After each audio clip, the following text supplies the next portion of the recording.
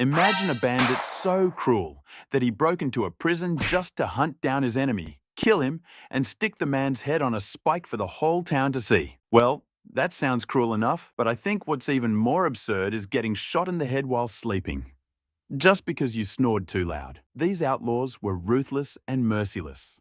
And today, you're going to meet the 7 most dangerous Wild West bandits that ever lived. We'll start with number 7 and work our way up to the top one. Number 7. Sam Bass. Despite his knack for doing wrong, not everyone started off with a talent for crime. Sam Bass, for example, was actually a good guy. Born on July 21, 1851, in Mitchell, Indiana, Sam lived an honest life. He worked as a newspaper delivery boy, a carriage driver, and did whatever he could to get by. But he had a serious problem. He was completely addicted to gambling. He bet on everything in sight, but his real weakness was horse racing. And like most gamblers, he lost more than he won, and was always in the red. Tired of the hard life, he decided to go down the easier path. He started robbing small banks. That's when he realized where the real money was: in train robberies. In 1878, Sam planned a major heist with his gang. They intercepted a Union Pacific train and got away with what would be worth around $2 million in gold today.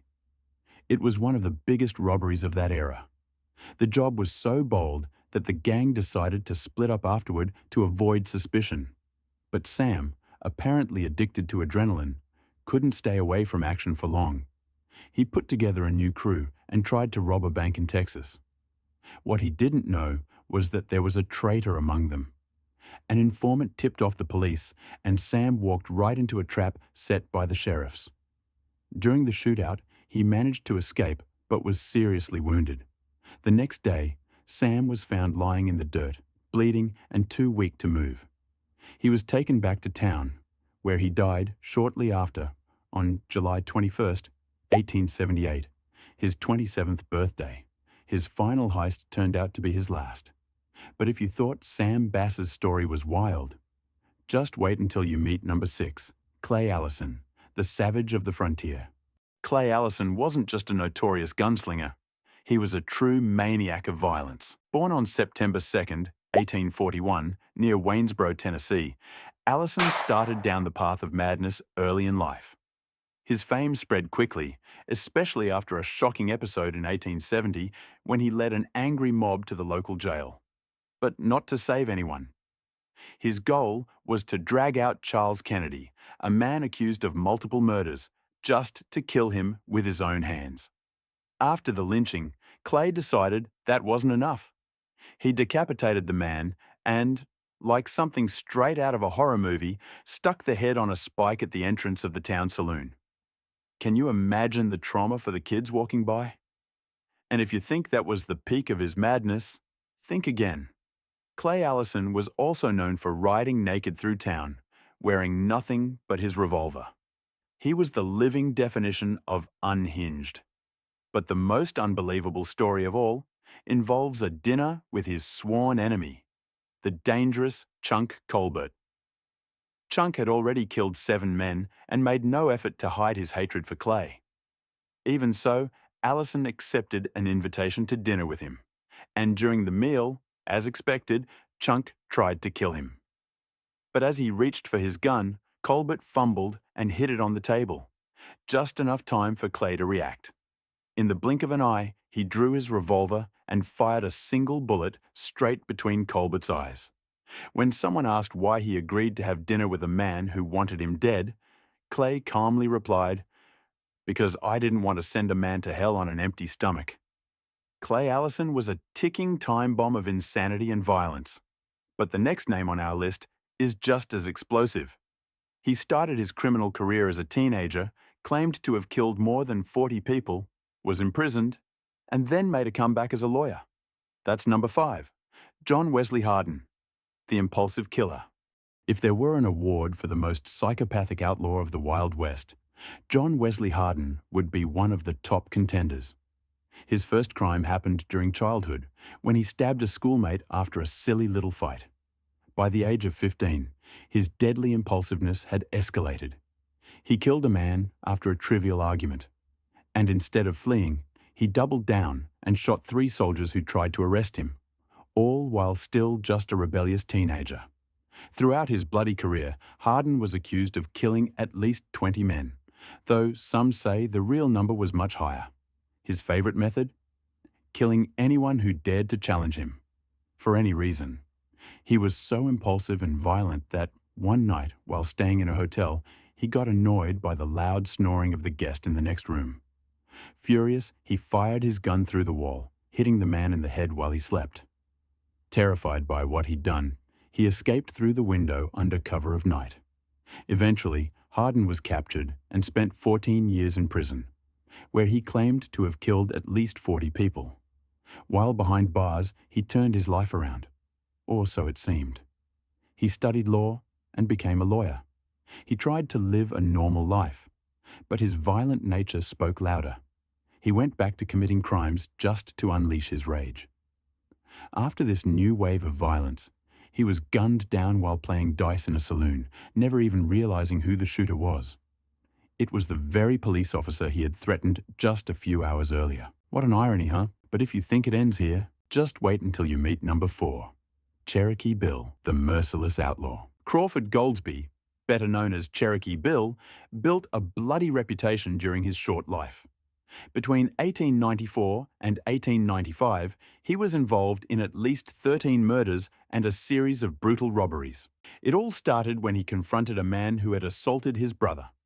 But fearing he might be beaten up too, Bill made a drastic decision. He pulled out his gun and killed the man in cold blood. From that moment on, his life became a constant run from the law. He joined the infamous Cook Gang, a group of criminals who specialized in robbing banks, trains, and stagecoaches. To get a sense of how intense his criminal career was, just look at one stretch of his timeline. On June 17, 1894, he killed a deputy. The following month, on the 4th of July, he murdered 2 more people. 2 days later, another man fell to his bullets. By the end of the month, he and his gang robbed an entire bank, and that became his routine. Crime after crime, until he was finally captured in January 1895. Even in prison, Cherokee Bill didn't lose his violent nature. Somehow, he managed to get his hands on a revolver and attempted to escape, shooting a guard. The plan failed, and on March 17, 1896, he was hanged. When asked for his final words, his reply was cold and simple. "I didn't come here to talk, I came here to die." Number 3. George Big Nose Parrott, the criminal with the embarrassing name. While many outlaws had intimidating nicknames like Shotgun John or Pistol Pete, George Parrott became known as Big Nose George, a name that only fueled his frustration and bloodlust. He started out robbing trains and stealing cattle, but quickly escalated to murder. His criminal career came to an end in 1878, when he attempted to derail a train but was spotted by a railroad worker. Knowing his identity had been discovered, he fled to a remote canyon. But 2 sheriffs, both expert trackers, followed his trail. George and his gang killed them both, turning him into one of the most wanted men of the time, with a bounty equivalent to over $600,000 today. When he was finally captured, George tried to escape by soaring through his chains and attacking his jailer, but was stopped by the jailer's furious wife. Soon after, a group of enraged citizens dragged him out of his cell and lynched him on the spot. In a bizarre twist of fate, his skull was turned into an ashtray, and his skin was made into a pair of shoes, both of which are still on display in museums today. Number 2. Bill Doolin, founder of the richest gang in the West. Bill Doolin was a master of crime. He founded the Wild Bunch Gang, which, between 1892 and 1896, amassed over $5 million from bank and train robberies. With that kind of money today, you could buy a luxury mansion, or maybe just a used car, depending on inflation. Doolin's gang became one of the richest and most powerful in the Wild West. But that also drew heavy attention from the law. One by one, his men were taken down, until Doolin himself was captured. However, just 6 months later, he got his hands on a gun while in jail and forced a guard to set him free. His escape didn't last long. Cornered on a farm, he was urged to surrender.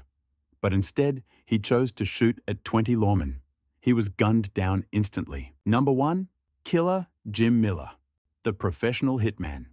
Jim Miller was an anomaly among outlaws. Not only was he a hired killer, but he also once served as a lawman. Over the years, he racked up an impressive body count, possibly up to 50 victims. He charged $150 per assassination, which would be the equivalent of around $5,000 today. In 1908, Miller was hired to take out a former deputy, but he made a fatal mistake. He left behind a witness. He and his clients were arrested, but before they could even face trial, the local townspeople took justice into their own hands and lynched them all. While the other three men begged for their lives, Miller simply shouted, "Let's get it over with," and jumped to his own death. These were the 7 most dangerous outlaws of the Wild West.